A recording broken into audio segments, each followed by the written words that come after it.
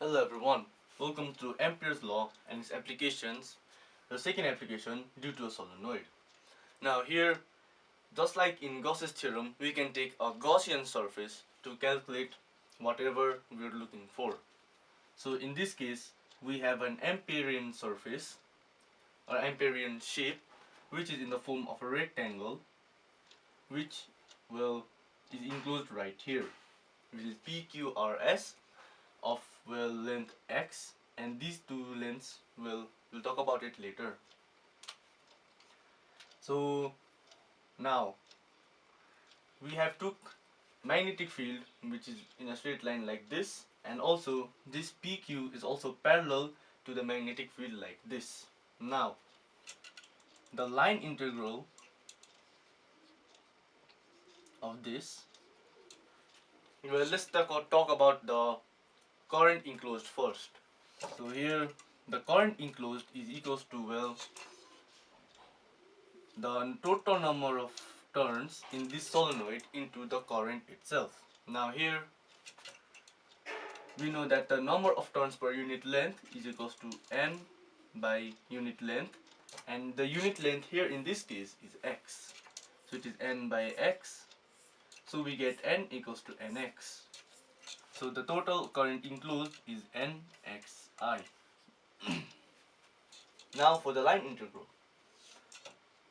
First, the whole line integral of this Amperian surface will first go from one length to another breadth to one length to again another breadth.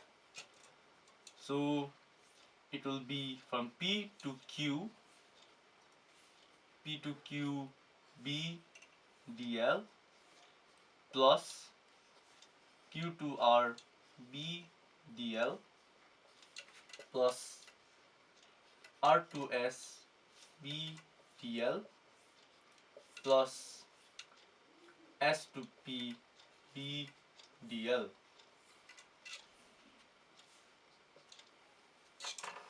Now, you might think, this integral will be very long. This whole thing will be very long. And considering that this is a very important, application of it, which might be asked in the exam. But here, you need to know one thing. 3 of these integrals will be exactly 0. That means you only have to calculate one integral. Now, let's talk about the outside RS integral. Now, this going from R to S, here the magnetic field is inside the solenoid, right? And this Amperian surface for this line integral, it is outside the solenoid. That means, the magnetic field will be 0 from R to S. That means here B will be equals to 0. Now that means when in this point B is equals to 0, this whole integral will be equals to 0. Now let's talk about the two outside perpendicular line integrals.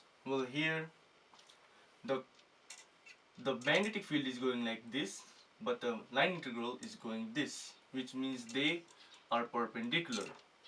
That means, obviously the theta is 90 degrees. That means that the cos theta is 0.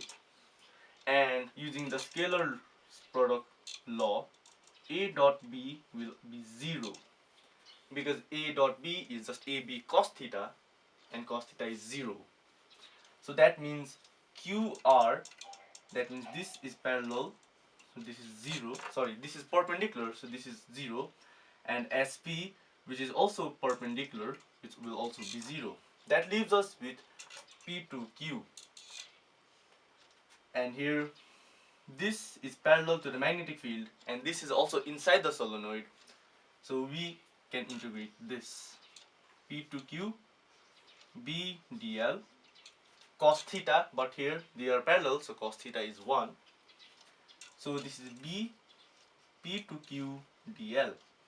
Now the distance from P to Q is just x, so this is equals to Bx. Now using Ampere's law, B dl is equals to mu naught times the current enclosed, which from here is mu naught nxi.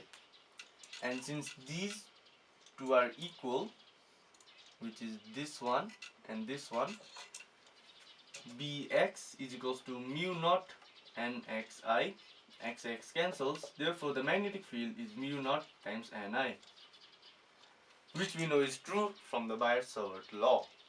This is it for today, and if you learned something new, please like and subscribe. Thank you.